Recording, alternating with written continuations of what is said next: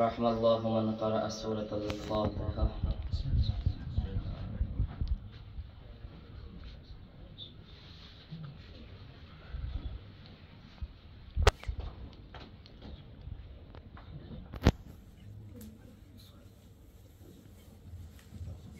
لا حول ولا قوة إلا بالله العلي العظيم. أعوذ بالله من الشيطان اللعين الرجيم. بسم الله الرحمن الرحيم. الحمد لله رب العالمين والصلاة والسلام على أشرف الأنبياء والمرسلين وخاتم النبيين مولانا ومولى الثقلين جد الحسن والحسين بالقاسم محمد. اللهم صل على محمد وأهل بيته الطيبين الطاهرين المعصومين المظلومين ولعنة الله على أعدائهم أجمعين. أما بعد، فقد قال رسول الله صلى الله عليه وآله وسلم: أنا مدينة العلم وعلي بابها. صلوات جماعة. اللهم صل على محترم سامعین کرام، طلاب ذوی الاحترام، آپ حضرات سے گزارش ہے ایک مرتبہ سورہ حمد، 3 مرتبہ سورہ توحید کی تلاوت فرما کر علامہ مفسر القرآن استاد الاساتذہ شیخ جامع کوثر علامہ محسن علی نجفی صاحب کی روح کو احسان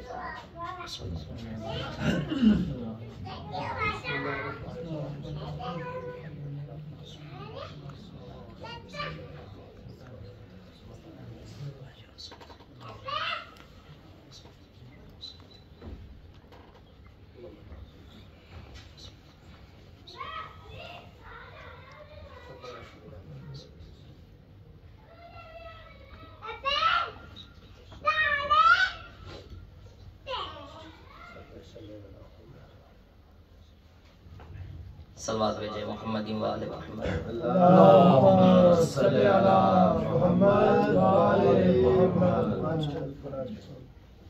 عزیزان گرامی، آج جس مناسبت سے مجلس اعزا کا انعقاد کیا گیا، اس عظیم ہستی کی سال ثواب کے لیے کہ جو یقیناً ایک مائع ناز شخصیت، پرعزم اور عظیم شخصیت کی حامل تھی، جو اس ستون کی مانند تھی کہ یقیناً کہ جن کی جگہ کوئی نہیں لے سکتا، بے بدل انسان، بے مثل انسان تھے. شیخ علامہ محسن علی نجفی صاحب، تفسیر قرآن لکھنا کوئی آسان نہیں ہوتا. تفسیر کوثر جیسی عظیم کتاب جو انہوں نے تالیف کی اور لکھا، اور نہ جانے کتنی کتابیں اور کتنے علمی چیزیں انہوں نے اس کائنات میں رہنے والے ہر شخص کے لیے عنایت کی ہیں. ان کا قلم، ان کی زبان، ان کا کردار، ان کا اخلاق اور ان کی محنتیں یقیناً کسی سے جو ہے وہ پوشیدہ نہیں ہیں کہ جو انہوں نے کاوشیں کی ہیں جامع کوثر، جامع اہل بیت اور ہزاروں اساتذہ، طلباء، علماء کرام کو بہترین پرورش دے کر، تربیت دے کر، علم سے نواز کر، کبھی حوضہ قم میں، کبھی حوضہ نجف میں یہاں پر رہ کر وہ ان کی عکاسی کر رہے ہیں اور خدمتیں انجام دے رہے ہیں.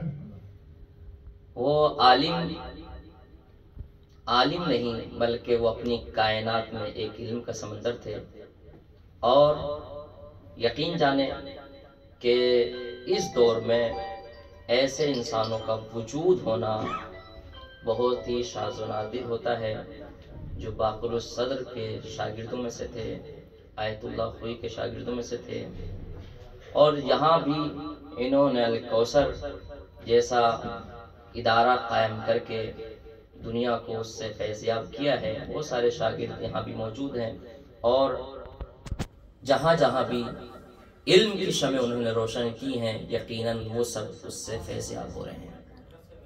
وہ دنیا سے ظاہراً ان کا پردہ تو ہو گیا، لیکن وہ ہمارے درمیان رہتی دنیا تک موجود ہیں۔ اس لیے کہ معصوم فرماتے ہیں عالم کی موت نہیں ہوتی، عالم مرتا نہیں۔ کہا کیوں؟ کہا اس لیے کہ جب تک اس کا علم کائنات میں موجود ہے، اس کا وجود بھی اس کائنات میں رہتا ہے۔ کا وجود کیسے ہوتا ہے، کیسے مانے انسان زندہ ہے؟ کا زندگی کے لیے یہ ہوتا ہے کہ کہا جاتا ہے وہ دیکھو وہ شخص موجود ہے، وہ شخص چل رہا ہے، وہ شخص بول رہا ہے، مطلب کئی علامتیں بتائی جاتی ہیں کسی کی زندگی۔ کیوں؟ کہا کہ وہ جو شخص سانس لے رہا ہے وہ زندہ ہے، جو شخص بول رہا ہے وہ زندہ ہے، جو شخص چل رہا ہے وہ زندہ ہے، جو شخص کسی سے مل رہا ہے وہ زندہ ہے۔ توجہ ہے نا زان گرامی؟ یعنی زمانے کا دستور اور طریقہ کار زندگی کا، حیات کا یہ ہے کہ ہم حیات کی علامت یہ سمجھتے ہیں کہ زندہ وہی ہوتا ہے جو بولتا ہے، زندہ وہی ہوتا ہے جو چلتا ہے، زندہ وہی ہوتا ہے جو بیٹھتا ہے، زندہ وہی ہوتا ہے جو دنیا کے سامنے نظر آتا ہے۔ عزیزان گرامی، معصوم نے کیا کہا کہ عالم مرتا نہیں ہے بلکہ کیوں زندہ رہتا ہے؟ وجہ کیا ہے؟ کیونکہ اس کا علم جب تک ہے اس کا وجود زندہ ہے۔ مطلب کیا ہے؟ جہاں جہاں اس کا علم ہوگا اس کی زندگی کی علامت ہوگی۔ اگر کوئی چل کر اس کے علم کی تعریف کر رہا ہے تو یعنی وہ زندگی کی تعریف کر رہا ہے، اگر کوئی بیٹھ کے اس کے علم کی تعریف کر رہا ہے یعنی اس کے وجود کی زندگی کی علامت دے رہا ہے، اگر کوئی کسی حوضے میں اس کی کتاب پڑھا رہا ہے یعنی اس کی زندگی کی علامت بتا رہا ہے، اگر کسی ممبر سے اس کا بیان کر رہا ہے یعنی اس کی زندگی کی علامت بتا رہا ہے، اگر معاشرے کے سدھار کے لیے اس کے علم سے فیضیاب ہو کر دنیا کو سدھارا جا رہا ہے، بتایا جا رہا ہے، فیضیاب کرایا جا رہا ہے، اس کا مطلب یہ ہے دنیا والوں کو بتا رہے ہیں ہم جو علم ان سے لے کر تمہارے سامنے بیان کر رہے ہیں، ہم یہ علم بیان نہیں کر رہے ہیں بلکہ اس کی حیات کی علامت تمہیں بیان کر رہے ہیں۔ صلوات بھیجے محمد وآل محمد۔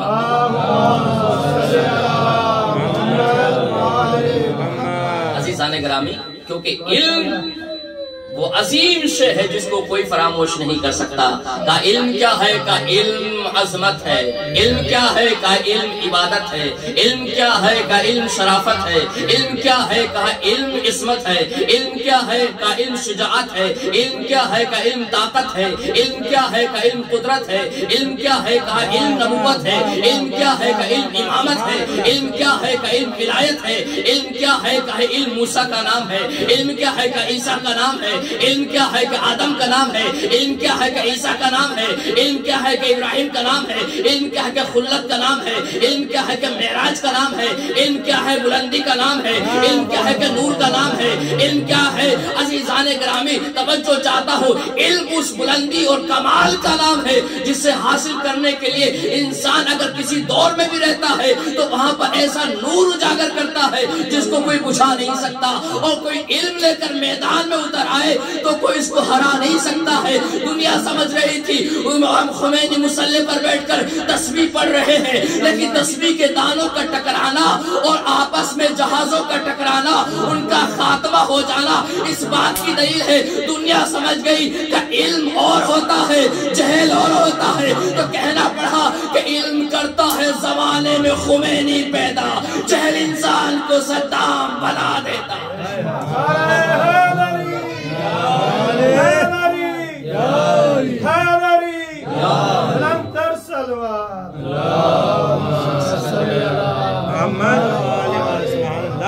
علم اس بلندی اور کمال اوج کا نام ہے جس کو کوئی عزیزان گرامی کسی بھی دور میں کوئی بھی شخص ہو جس کے پاس یہ دولت ہے نا تو وہ کسی کا محتاج نہیں ہوتا، دنیا اس کی محتاج ہوتی ہے۔ اس لیے آپ نے دیکھا ہوگا جو سچے عالم علماء اور عزیزان میں خلوص اور باعمل عالم ہوتا ہے وہ کسی دربار میں آپ کو نظر نہیں آتے. دربار والے ان کے گھروں میں، ان کے گھر میں، ان کی چوکھٹوں پر نظر آتے ہیں. اور عزیزان گرامی آپ شاہ نجف کی دہلیز پر موجود ہیں. یہ وہ در ہے جہاں پر اگر کوئی سر اپنی جبی کو جھکا کر آ جائے تو اس کو سکندر، قلندر اور جو چاہے آپ القاب دے سکتے ہیں ان سے بن کے جاتے ہیں. دنیا والے بڑی بی بی سی نیوز پر اس چیز کو رقم بھی کیا گیا تھا. کئی مرتبہ امریکہ پرائم منسٹر نے سیستانی صاحب سے ملاقات کرنے کے لیے کوشش کی. ای میل بھیجی گئی، ریکویسٹ بھیجی گئی، بندے بھیجے گئے، نمائندے بھیجے گئے. نہ جانے کس کس طریقے سے کوششیں کی گئی کہ سیستانی سے ملاقات ہو جائے. دیکھتے ہیں یہ کون سی سپر پاور ہے، یہ کون سی طاقت ہے. آپ نے محسوس کیا عزیزان گرامی، یعنی دنیا کے سامنے اپنے آپ کو سپر پاور کہنے آنے والی طاقت ریکویسٹ اور بھیک مانگ رہی ہے کہ میری ملاقات سیستانی سے ہو جائے. جو ہے عزیزان گرامی، دنیا کے ممالک اپنے کشکول کو پھیلا کر اپنے ہاتھوں میں کٹورا لے کر اس کے در پر جاتے ہیں کہ ملاقات ہو جائے، کچھ مل جائے، کچھ مل جائے. لیکن اس سپر پاور کو اتنا طے ہو گیا کہ جو کچھ ہمارے پاس ہے یہ صرف فرضی ہے، اصل دولت تو سیستانی کے پاس ہے.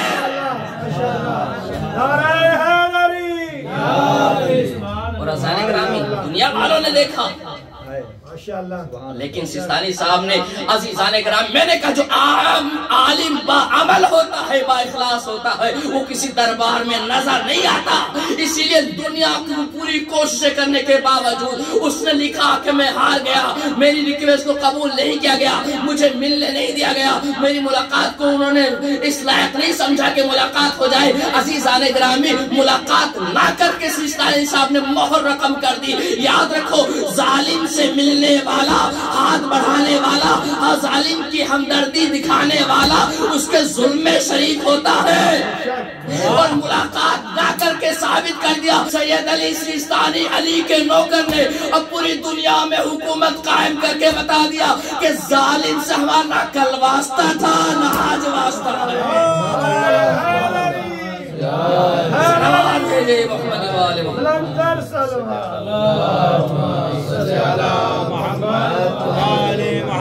جو عالم ہوتا ہے وہ کسی کا محتاج نہیں ہوتا. توجہ گرامی بات کی اور نہ چلی جائے. کیا عرض کیا میں نے جس حدیث کریمہ کو آپ کے سامنے پڑھنے کا شرف حاصل کیا اس میں ارشاد رسول اکرم صلی اللہ علیہ وسلم ہو رہا ہے انا مدینۃ العلم وعلی بابھا. میں علم کا شہر ہوں، علی اس کا دروازہ ہے. توجہ ہے. آپ جس در پہ بیٹھ کے مجلس ازا قائم کر رہے ہیں نا، یہ وادی نجف جس کو وادی مقدس بھی کہا گیا ہے، اسی جگہ پر جناب موسیٰ کو نبوت عطا کی گئی. توجہ ہے. اب پورے واقعات وہ چیزیں میں نے آپ کے سامنے عرض نہیں کرنا ہے. یہ جس جگہ مقام پر آپ ہیں یہ کوئی عام جگہ نہیں ہے جس کو باب العلم کہا گیا. کیا کہا؟ انا مدینہ، میں علم کا شہر ہوں، علی اس کا دروازہ ہے. اور جب یہ حدیث بیان ہوئی، سلمان محمدی بیان کرتے ہیں کہ جب یہ حدیث رسول نے بیان کی تو خوارج کا، دشمنوں کا ایک ٹولہ سامنے وجود میں آیا اور انہوں نے اپنا ایک گروہ بنایا. 10 آدمی مشتمل ہوئے. کہا کہ یہ حدیث کہ انا مدینۃ العلم وعلی بابھا، میں علم کا شہر ہوں، علی اس کا دروازہ ہے.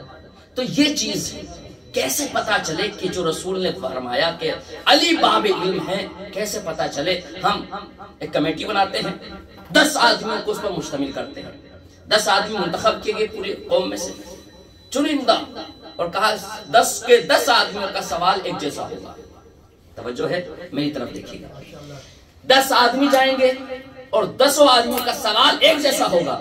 اگر علی نے ہم 10 کے سوال کا جواب ایک ہی دیا، توجہ ہے، تو ہم سمجھ لیں کہ علی کے پاس کچھ ہے ہی نہیں، علی کے پاس علم نہیں ہے.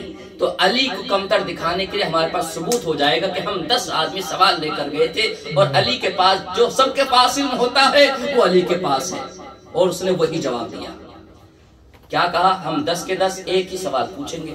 ٹولہ بنا، جمع ہو گئے. ایک شخص مولا کی خدمت میں چلا، آنے کے بعد کہتا ہے یا علی آپ سے ایک سوال کرنا ہے. مولا نے کہا پوچھو. فوراً اس نے سوال کیا العلم افضل ام المال. علی یہ بتائیے کہ علم افضل ہے یا مال افضل ہے؟ توجہ ہے زانے گرامی. لب امامت پر مسکراہٹ آئی. قال العلم افضل. علم افضل ہے. قال اس شخص نے کہا بأي دلیل، کس دلیل پہ آپ کہہ رہے ہیں؟ وجہ کیا ہے؟ سبب کیا ہے؟ دلیل کیا ہے؟ کس بنا پر علم افضل ہے؟ قال علی علیہ السلام العلم میراث الانبیاء والمیراث ہے، اور مال فرعون کی میراث ہے، حامان کی میراث ہے، قارون کی میراث ہے. اب اس نے سوال کا جواب لیا، اٹھا اور چلا گیا. دوسرا شخص آیا یا علی آپ سے سوال کرنا ہے. کہا پوچھو. کہا یا علی سوال یہ ہے کہ العلم افضل ام المال، علم افضل ہے یا مال افضل ہے؟ مولا مسکرائے اور کہا علم افضل ہے. کہا کیوں؟ کہا اس لیے کہ تم مال کی حفاظت کرتے ہو، علم تمہاری حفاظت کرتا ہے. اس شخص نے جواب لیا، واپس چلا گیا. تیسرا شخص آیا یا علی کچھ پوچھنا ہے. کہا پوچھو. کہا کہ یہ بتائیے علم افضل ہے یا مال افضل ہے؟ مولا مسکرائے اور کہا کہ علم افضل ہے. کا دلیل یہ ہے کہ دیکھو مال خرچ کرنے سے ختم ہو جاتا ہے، علم خرچ کرنے سے بڑھ جاتا ہے. آپ کے درمیان اگر علی کے فضائل نہ پڑھے جائیں تو اس سے بڑی بات کیا ہوگی؟ اس معراج پر بیٹھے ہوئے زمینی اور سرزمین نجف پر علی کے فضائل و کمالات کا بیان نہ ہو تو کس جگہ پر ہوگا؟ اب جیسے گیا ایک شخص آیا یا علی بتائیے علم افضل ہے یا مال افضل ہے؟ مولا مسکرائے کہا علم افضل ہے. کا دلیل یہ ہے کہ صاحب مال کے دشمن بہت زیادہ ہوتے ہیں اور صاحب علم کے دوست زیادہ ہوا کرتے ہیں. اب جیسے سنا چلا گیا. پھر دوسرا شخص تیسرا شخص آیا. آنے کے بعد کہا یا علی بتائیے علم افضل ہے یا مال افضل ہے؟ مولا مسکرائے اور کہا علم افضل ہے، مال افضل نہیں ہے. کا دلیل یہ ہے کہ زمانہ گزرنے کے ساتھ ساتھ علم جو ہے بڑھتا چلا جاتا ہے، لیکن مال زمانے کے ساتھ ساتھ پوشیدہ ہوتا چلا جاتا ہے، پرانا ہوتا چلا جاتا ہے، اس پر زنگ لگنا شروع ہو جاتا ہے. توجہ ہے زانے گرامی. ایک مرتبہ وہ چلا گیا. پھر اس کے بعد ایک شخص آیا یا علی یہ بتائیے علم افضل ہے یا مال افضل ہے؟ کہا کہ علم افضل ہے. کہا کہ کیوں؟ کہا سنو اس لیے کہ مال کی چوری ہو سکتی ہے، علم کی چوری نہیں ہو سکتی. عزیزان گرامی آپ سمجھے نہیں، علی عام انسانوں کی طرح جواب نہیں دے رہے تھے. علی وہ ہستی ہے، وہ عظیم ذات کا نام ہے. جب میدان میں اتر جائے تو تلوار 7 نسلوں کو دیکھ کے چلاتی ہے، اور جب میدان علم میں نام لے کر خلیفہ بننا اور ہوتا ہے، صاحب منبر سلونی بننا اور ہوتا ہے.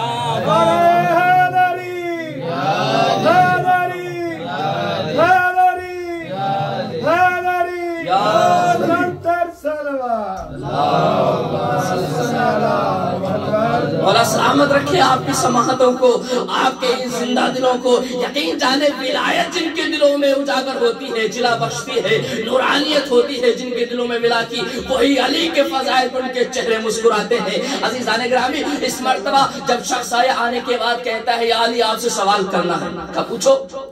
کہا یا علی سوال یہ ہے یہ بتائیے العلم افضل ام المال، علم افضل ہے یا مال افضل ہے؟ ایک مرتبہ مولا مسکرائے اور مسکرانے کے بعد کہتے ہیں علم افضل ہے. کا دلیل یہ ہے کہ دیکھو علم جو ہے انسان کو منکسر مزاج بنا دیتا ہے اور مال انسان کو متکبر بنا دیتا ہے. اور اس نے جواب لیا، واپس چلا گیا. پھر ایک شخص آیا کیا یا علی بتائیے علم افضل ہے یا مال افضل ہے؟ فوراً رسول کے وسیع نے اولا کائنات نے جواب دیا کہ علم افضل ہے، مال افضل نہیں ہے. کا دلیل یہ ہے کہ صاحب مال کی نیند حرام ہو جاتی ہے، صاحب علم چین کی نیند سے سوتا ہے. جیسے سوال کا جواب لیا. اب آخری بات اور آپ کی رحمت تمام. جب آخری شخص آیا اور کہا یا علی یہ بتائیے علم افضل ہے یا مال افضل ہے؟ مولا مسکرائے اور کہا کہ العلم افضل، علم افضل ہے.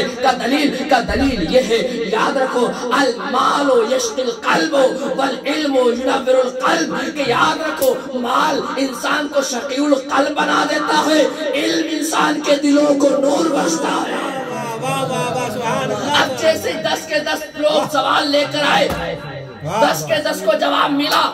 جواب ملنے کے بعد سب کے ہوش اڑے. جیسے آپ مجھے حیرت کی نگاہوں سے دیکھ رہے ہیں ایسے ہی ان کے فاختے اڑے ہوئے تھے.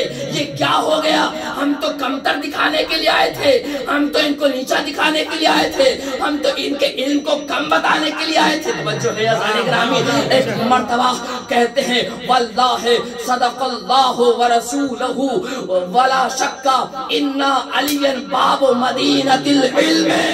کہ خدا کی قسم, اللہ کی قسم, اس کے رسول کی قسم, کوئی شک نہیں ہے علی ہی بے شک مدینۃ العلم کے دروازہ ہے.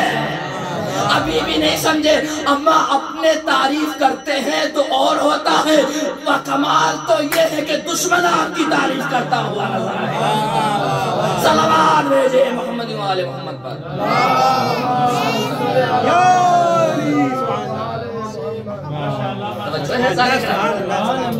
کمال یہ نہیں ہے کہ دشمن اپنے آپ کی تعریف کرتے رہے, کمال یہ ہے کہ دشمن آپ کی تعریف کرتا ہوا نظر آئے. جب یہ کہا, اب جب امتحان ظاہراً ختم ہو گیا, عزیزان گرامی لبے امامت پر مسکراہٹ آئی اور کہا واللہ لو سألنی الخلق کلہم ما دمت حیا لم اتبرم.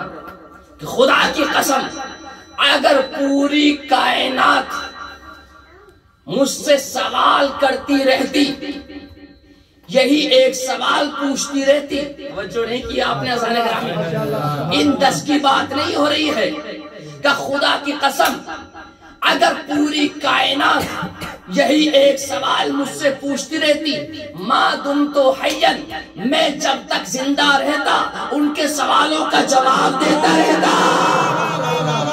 اور پھر کہتے بتا, اور کہتے کہ یاد رکھنا, اور ان میں سے کسی ایک کا جواب دوسرے کے جواب سے نہ ملتا. نہیں سمجھے؟ علی کی فضیلت یہی ہے کہ سوال پوری کائنات ایک ہی کرتی, لیکن پوری کائنات کے سوالوں کا جواب علی الگ الگ دیتا, نہ کسی کا جواب کسی سے ٹکراتا. اب ہمیں یہی تو کہتے ہیں, ہر کس و ناکس کو اپنا امام نہ بناؤ, اسے اپنا امام بناؤ. جو منبر پر آ کر کہتا ہے پوچھنا ہو جو پوچھو مجھ سے, میں زمین سے زیادہ آسمان کے راستے جانتا.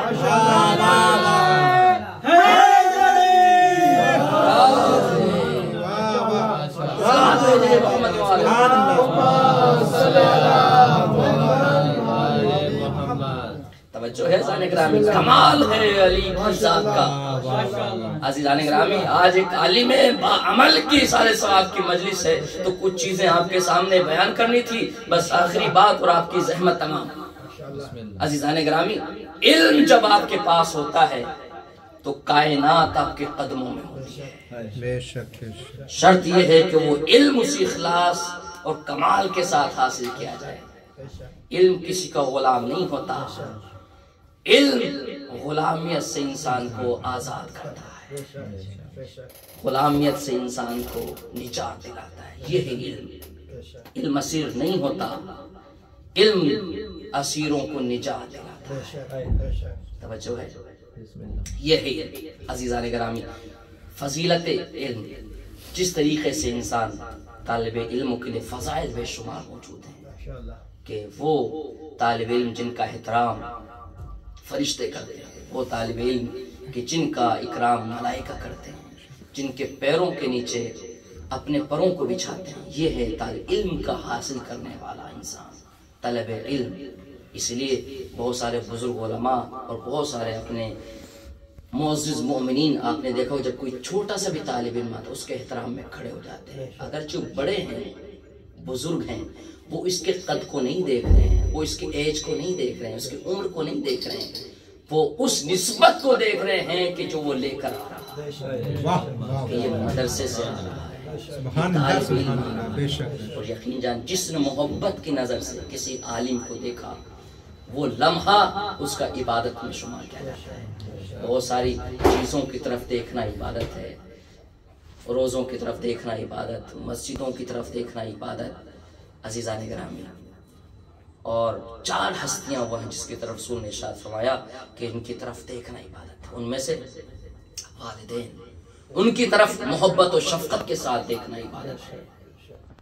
اور اپنے دینی بھائی کی طرف اللہ کی خاطر محبت کی نظر سے دیکھنا عبادت ہے۔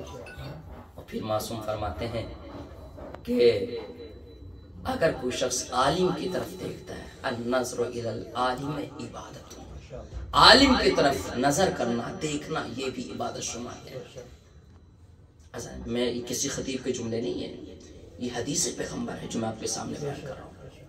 عزیزان گرامی، انسان کی ولادت کے لیے جو نسبت دی جاتی ہے باپ کی، بہت سارے اس میں بیان ہیں۔ اس میں سے ایک باپ وہ ہوتا ہے جو آپ کو پیدا کرتا ہے، ایک باپ وہ ہوتا ہے جو آپ کا استاد ہوتا ہے۔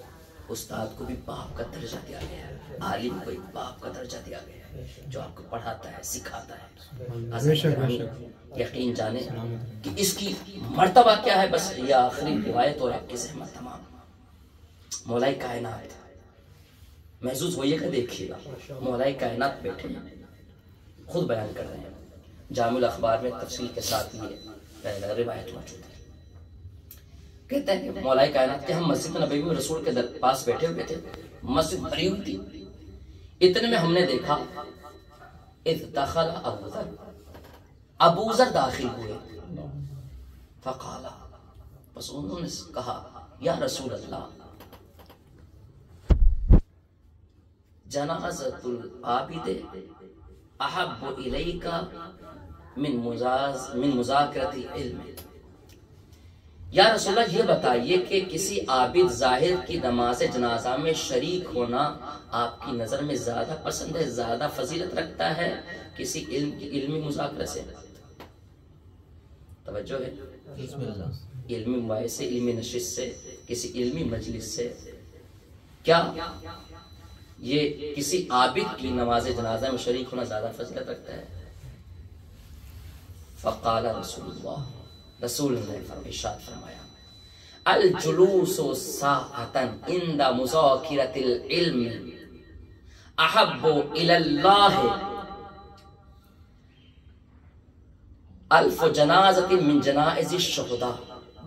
کہ یاد رکھو ابو ذر، تم بات کر رہے ہو ایک عابد کی نماز جنازہ کیا فضیلت رکھتی ہے علمی مذاکرے سے؟ تو رسول فرمایا الجلوس ساعتن، کا ایک لمحہ علمی نشست میں بیٹھنا، علمی مجلس میں بیٹھنا، ایک ساعت اس کا ترجمہ آپ ایک گھنٹہ بھی کر سکتے ہیں، ساعت کا ترجمہ آپ ایک لمحہ بھی کر سکتے ہیں، کہ علمی نشست میں ایک لمحہ بیٹھنا 1000 شہداء کے جنازے میں شریک ہونے سے زیادہ فضیلت رکھتا ہے۔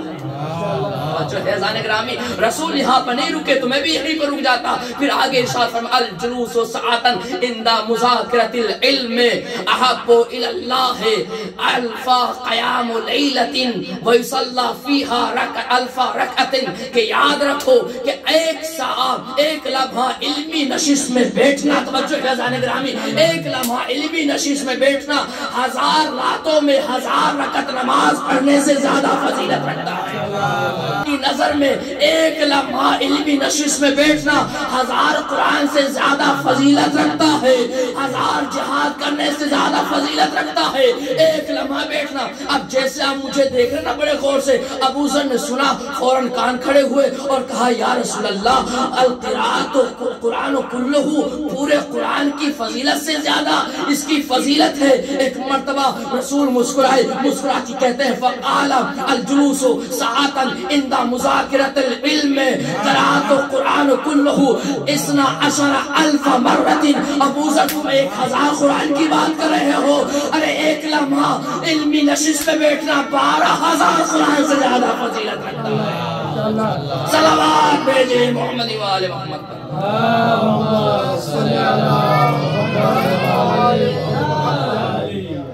جو ہے ظاہر گرامی، یعنی ایک لمحہ اگر کسی عالم کی نشست میں آپ بیٹھ رہے ہیں، کسی عالم سے آپ نے کوئی مذاکرۃ العلم کیا ہے، کچھ آپ نے کوئی سوال و جواب کیا، آپ نے کچھ علم حاصل کیا، ولو لمحتن، کچھ لمحے ساعتن، کچھ دیر کے لیے، تو اللہ اس لمحے کو 1000 عابدوں کی نماز جنازہ سے زیادہ فضیلت رکھتا ہے۔ تو اس لیے کہا گیا علماء کے ساتھ بیٹھیں، علماء سے سوال و جواب کریں، علماء سے نشستیں کریں، کیونکہ جو لمحہ ہوتا ہے وہ آپ کے لیے استغفار کا لمحہ ہوتا ہے۔ وہ لمحہ ہوتا رحمت و برکت کا لمحہ ہوتا ہے۔ عزیزان گرامی، یہ معاشرے کی بدقسمتی ہے کہ انہوں نے اپنے معاشرے میں ایسے لوگوں کو جگہ دی ہے کہ جس سے لوگ متنفر ہوئے۔ یہ قصور ان کا ہے، انہوں نے ایسے عالم با عمل کو جگہ دیتے کہ جن کے ساتھ بیٹھنا ان کا لمحہ عبادت شمار ہوتا، ان کے نشستیں 1000 راتوں میں 1000 رکعت نماز پڑھنے سے زیادہ فضیلت رکھتی۔ یقین جانے اس سے بڑی فضیلت اور کیا ہو سکتی ہے؟ وہ علم جو خیرات ایک عالم دیتا ہے، اس کی نشست کا یہ عالم ہے، اس کے ثواب کا عالم یہ ہے، تو خود اس عالم کے وجود کا ثواب کتنا ہوگا، اس کو کیا اجر عطا کیا جائے گا، کوئی اس کو محسوس نہیں کر سکتا۔ یہ صرف بیٹھنے والے کے لیے ثواب بیان کیا گیا ہے، یہ صرف آنے والے کا ثواب بیان کیا گیا ہے، اور جو بیان کر رہا ہے، جو دے رہا ہے، جو آپ کو بتا رہا ہے، جو آپ کو سکھا رہا ہے، جو آپ کو ٹوک رہا ہے، جو آپ کو خیرات تقسیم کر رہا ہے علم کی، اس کی فضیلت کتنی ہے جو ہے ایسا نہیں کرنا، اس کو محسوس اور محسوس کرنے کی بات ہے۔ جس عالم کے لیے ہم بیٹھے ہیں، یقیناً ایک چراغ جو ہمارے درمیان میں روشن تھا علم کا بجھ گیا، ایک خلا واقع ہو گیا جس کو کوئی پر نہیں کر سکتا، اس کمی کو کوئی پورا نہیں کر سکتا۔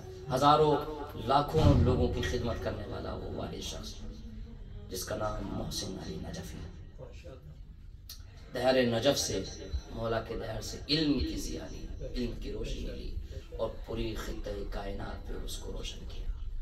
یہ ہے علی کے غلام، یہ ہے علی کے نوکر، جس کے در سے وابستہ ہوتے ہیں اور پھر زندگی میں بھی یہیں سے وابستگی رکھتے ہیں، اور مرنے کے بعد بھی اسی کے در پہ آ جاتے ہیں۔ یقین جانیں ان کی روح مبارک علی کے جوار میں اسی جگہ پر ہوگی، اسی مرتبے پر ہوگی۔ اور عزیزان گرامی، یقین جانیں کہ جس مرتبے پر اور جہاں پر ہم بیٹھے ہوئے، یہ فضیلت کوئی کم فضیلت نہیں ہے۔ قرآن کی قرات کرنے سے زیادہ فضیلت ہے علم کی نشست کرنا۔ عزیزان گرامی، آپ ذرا سوچیں، وہ شخص جو اہل بیت کے فضائل مصائب بیان کرتا تھا، آج ہمارے درمیان نہیں۔ قرآن کی فضیلت کے لیے یہی کافی ہے کہ اہل بیت نے ان سے ایسا تمسک کیا ہے جس کو نہ تو اپنی زندگی میں انہوں نے ترک کیا اور نہ مرنے کے بعد، اور حوض کوثر تک دونوں ساتھ میں رہیں گے۔ یہی وجہ ہے ظالم نے امام حسین کے سر و تن میں جدائی کی، اور نوکے نیزے پر سر امام حسین کو جب بلند کیا تو امام حسین علیہ السلام نے عزیزان کرام میں قرآن کی تلاوت شروع کی۔ قاتل پریشان ہو گیا کہ سر و تن میں جدائی کی، سوکھی رگیں کاٹ دی، گلا حسین کا کاٹ دیا ہے، پھر حسین کے اللہ گر رہے ہیں، قرآن کی تلاوت ہو رہی ہے۔ اگر کوئی سوچنا چاہے نا کہ سچا دین کہاں ہے، سچا مذہب کی تلاش کرنا، یہاں دیکھو حسین کی اس قرآن سے وابستہ کوئی ہے جو حسین کا مقابلے اس طرح قرآن سے وابستگی رکھے؟ ہم سے پوچھتے ہیں نا کہ آؤ قرآن پہ آؤ فیصلہ کرتے ہیں، آؤ قرآن پہ ایمان رکھتے ہیں، اور قرآن پہ آؤ اسلام یہ قرآن سے سیکھتے ہیں۔ ذرا حسین سے بھی تو سیکھو، نوکے نیزہ پر سر بلند ہے لیکن قرآن کی ہے کوئی شخص ایسا، کوئی کائنات کا ولی ہے ایسا، کوئی کائنات کا امام ہے ایسا، کوئی کائنات کا نبی ہے ایسا جس نے سر و تن میں جدائی ہونے کے بعد، کٹنے کے بعد قرآن کی تلاوت کی؟ عزیزان کرام، یہ امام حسین جو وارث انبیاء، وارث ائمہ بن کر تھے، قرآن کی تلاوت کرتے، پیغام دے رہے تھے دنیا والوں تمہیں اگر سچا مذہب چاہیے تو میری سیرت کو اپنا لینا۔ اور یہی وجہ ہے کہ آج جو شیعہ ہو رہے ہیں، سچے مذہب کو اپنا رہے ہیں، وہ یہی حسین کے قرآن سے وابستگی کو اپنا رہے ہیں۔ رسول کے نواسے کو 3 دن کا بھوکا پیاسا شہید کیا گیا۔ ارباب آخری لمحے حسین نے کیا کہا تھا پتہ ہے وہ کہ یہ بتاؤ مجھے کیوں مارنا چاہتے ہو؟ کیا میں نے حلال محمدی کو حرام کر دیا ہے؟ کیا میں نے حرام محمدی کو حلال کر دیا ہے؟ صاحب نے کہا نہیں، ہم تمہیں جو قتل کرنا چاہتے ہیں، تمہارے باپ علی کی دشمنی میں تمہیں مارنا چاہتے ہیں۔ جیسے امام حسین نے سنا نا، امام حسین خطبے دے چکے تھے، امام بیان کر چکے تھے، پھر امام نے کہا اب تمہارا کوئی فائدہ نہیں ہے، اس لیے کہ تمہارے پیٹ مال حرام سے بھرے ہوئے۔ اور عزیزان گرامی وہ ظلم ٹوٹا تاریخ کائنات لکھنے سے قاصر ہے، آج تک کوئی بیان نہیں کر سکتا۔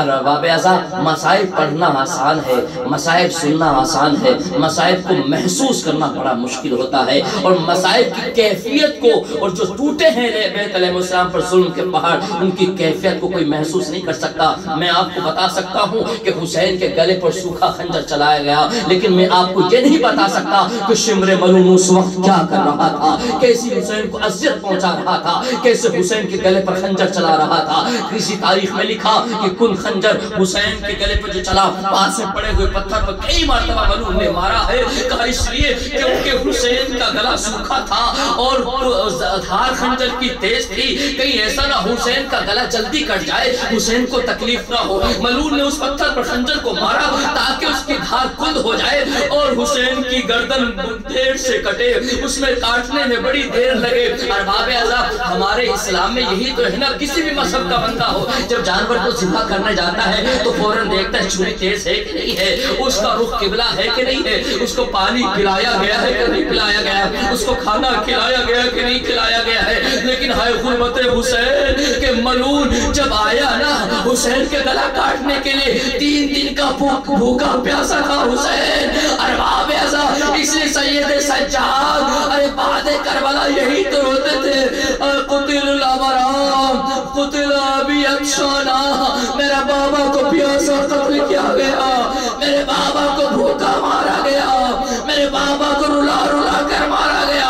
اب ملعون خون خنجر چلا رہا ہے، مجھے نہیں پتا کیسے خنجر چلایا ہے، لیکن ملعون نے میری طرف دیکھے گا، حسین کا گلا آگے سے نہیں کاٹا گیا تھا، حسین کا گلا پیچھے سے کاٹا گیا تھا، حسین کا گلا آگے سے نہیں۔ آپ سن رہے ہو نا، آپ نے سب نے سنا ہے کہ حسین کے سینے پر شمر، ایک روایت آج آپ کے سامنے پڑھنے کا دل چاہ رہا ہے کہ آپ سب سنتے ہیں کہ ملعون حسین کے سینے پر سوار تھا اور کن خنجر ہاتھ میں تھا، گردن کاٹنا چاہ رہا تھا، لیکن جب میں نے پڑھا نا کہ حسین کا گردن پیچھے سے کاٹی گئی، یہ کیسے ممکن ہوا کہ ملعون سینے پر سوار تھا اور گردن پیچھے سے کاٹی گئی؟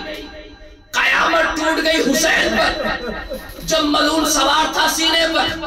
اے امام حسین نے تھوکا کہ تمہیں خدا کی لعنت ہو، تم میرے نانا کو کیا منہ دکھاؤ گے؟ اب ملعون نے دونوں ہاتھوں سے حسین کے زخمی سر کو پکڑا اور اس طریقے سے موڑنا شروع کیا۔ میں نے کہیں پڑھا نہیں، لیکن کسی عالم کی زبانی سنا ہے کہ وہ کہتا ہے کہ اس طریقے سے حسین کی گردن کو موڑنا شروع کیا کہ حسین کی پیچھے کی گردن آگے آ گئی۔ پھر ملعون نے کن خنجر چلانا شروع کیا۔ ارباب اعزاز، آیت اللہ محمد تقی مدرسی آج بھی کربلا میں موجود ہیں۔ ان سے کسی نے جا کے پوچھا، یہ بتائیے آپ آیت اللہ ہیں، جب سید سجاد کربلا سے جانے لگے تو وہ جو اپنے بابا کے لاشے پر پہنچے، ہم نے دیکھا کہ ان کے چہرے کا زرد پڑ گیا تھا اور ایسا لگ رہا تھا کہ سید سجاد اب مر جائیں گے، اتنی داڑے مار مار کر رو رہے تھے۔ لیکن جب وہ اکبر کے لاشے پہنچے یہ حالت نہیں تھی، عباس کے کٹے ہوئے بازوں کے لاشے پہنچے تو وہ یہ حالت نہیں تھی، قاسم کی پامال لاشے پر پہنچے وہاں یہ حالت نہیں تھی، اولا محمد کے لاشے پہنچے وہاں یہ حالت نہیں تھی۔ اپنے بابا کے لاشے پہ سید سجاد نے ایسا کیا دیکھا کہ سید سجاد سے سنبھلا نہ گیا۔ محمد تقی مدرسی کہتے ہیں کہ جب سید سجاد اکبر کے لاشے پہنچے خدا حافظ کیا، قاسم کے لاشے پہنچے خدا حافظ کیا، عباس کے لاشے پہنچے خدا حافظ کیا، سب لاشے میں خدا حافظ کر جب بابا کے لاشے میں پہنچے تو سید سجاد کی نظر اپنے بابا کے کٹے ہوئے گلے پر پڑی۔ ایک مرتبہ سید سجاد نے دہاڑے مار کر رونا شروع کر دیا اور سید سجاد سمجھ گئے میرا بابا کا گلا ارے آگے سے نہیں کاٹا گیا، پیچھے سے رلا رلا کر ذبح کیا گیا۔ اے بابا تیرا بیٹا اتنا مجبور، نہ تجھے غسل دے سکتا ہے نہ کفن پہنا سکتا۔ سيعلم الذين ظلموا يوم القلب ينقلبون إنا لله وإنا إليه راجعون